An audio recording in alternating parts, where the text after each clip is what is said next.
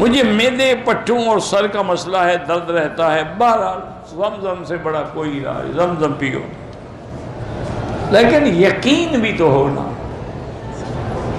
میں نے ایک دفعہ مدینہ پاک میں، اللہ نصیب فرمائے، پتہ نہیں اب تو کافی مدت ہو گئی مدینہ پاک کی حاضری کو، اصل میں ہمارے کچھ گناہ ایسے ہو جاتے ہیں کہ پھر رکاوٹ ہو جاتی ہے، کوئی غلطیاں ایسی ہو جاتی ہیں کہ پھر وہاں حاضری نصیب نہیں ہوتی، اور ڈر بھی لگتا ہے کہ حاضری نصیب ہو تو پھر منظوری والی اور قبول والی حاضری ہو، ایسے تو نہ ہو کہ رسم دنیا ہے، جی مدینے جا رہے ہیں، مدینے جا رہے ہیں، سگریٹیں بھی پی رہے ہیں، مدینے جا رہے ہیں، کیا فائدہ ہے؟ اس سے بہتر ہے نہ جاؤ۔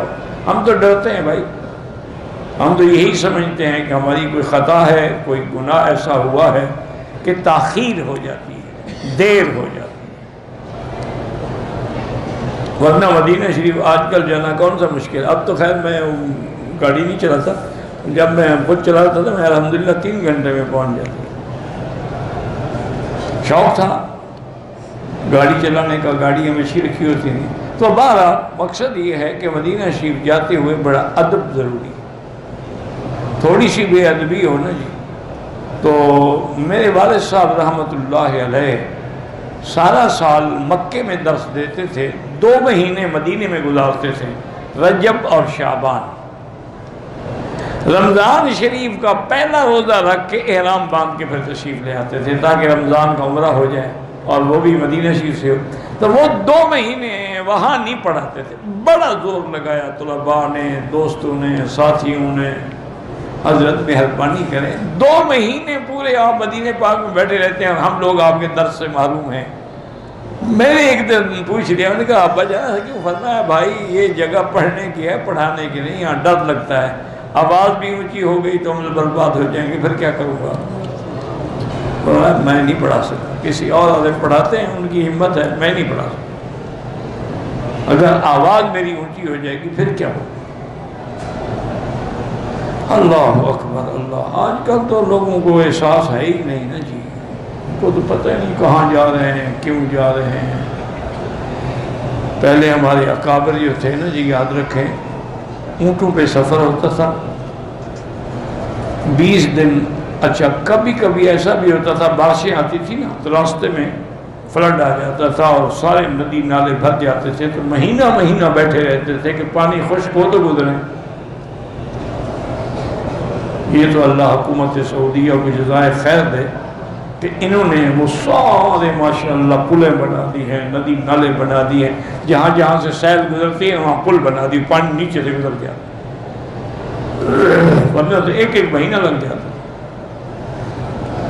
اس زمانے میں جب وہ جاتے تھے نا جہاں سے آپ احرام باندھتے ہیں ذل حلیفہ، یہاں سے تو راستے میں بڑی بڑی بلڈنگیں تو ہوتی نہیں، یہیں سے حضور کا روضہ نظر آتا تھا۔ تو علماء اونٹ سے سواری سے اتر جاتے تھے اور پیدل جاتے تھے کہ بھی اب حضور کے روضے کے سامنے اب ہم سواری پہ سوار ہیں۔ تم نے اس دفعہ اس طرح کبھی حاضری دی ہے؟ تمہیں کیا ہے، پینٹ شرٹ پہنی ہوئی ہے، کلین شیو ہے ماشاءاللہ، تازہ داڑھی پہ اس طرح پھروا کے پھر حضور کے سامنے جاتے ہیں۔ انا للہ و انا الیہ راجعون۔ دعا کریں اور دعویٰ کرتے ہیں کہ ہمیں کملی والے سے محبت ہے، جب تمہیں ان کی شکل ہی پسند نہیں ہے محبت کیسے ہے؟ تمہیں کیسے محبت ہے؟ کیسے تم نام چومتے ہو؟ داڑھی تم اٹھا کے پھینک دیتے ہو اور نام چوم رہے ہو، انگوٹھے چوم رہے ہو۔ خدا کا خوف کرو، توبہ کرو، استغفار کرو۔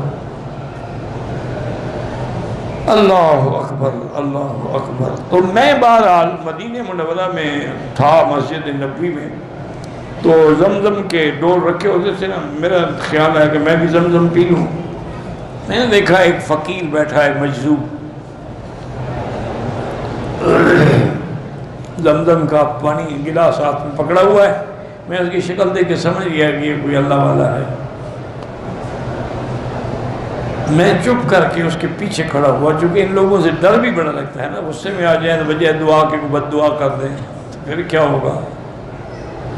میں پیچھے آگے کھڑا ہو گیا، اس نے گلاس ہاتھ میں پکڑا اور فوراً ایسا کلمہ کہا نا، مجھے تو آج بھی یاد آتا ہے نا، مجھے وہ لطف آتا ہے اس کے کلمے کا، کہنے لگا کہ یا اللہ صدق قول حبیبک واشف عبدک، یا اللہ اپنے حبیب کی بات کو سچا کرو، مجھے شفا دو۔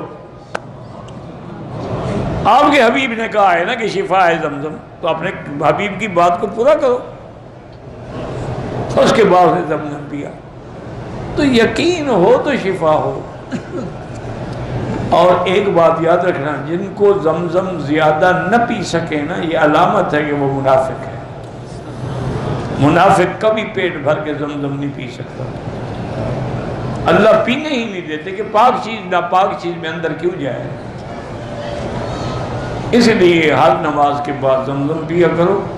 اور جو آپ کو بیماریاں ہیں، یا تو پھر حضرت ابن عباس کی دعا یاد کر لو، چھوٹی سی بھی ہے، آسان بھی ہے۔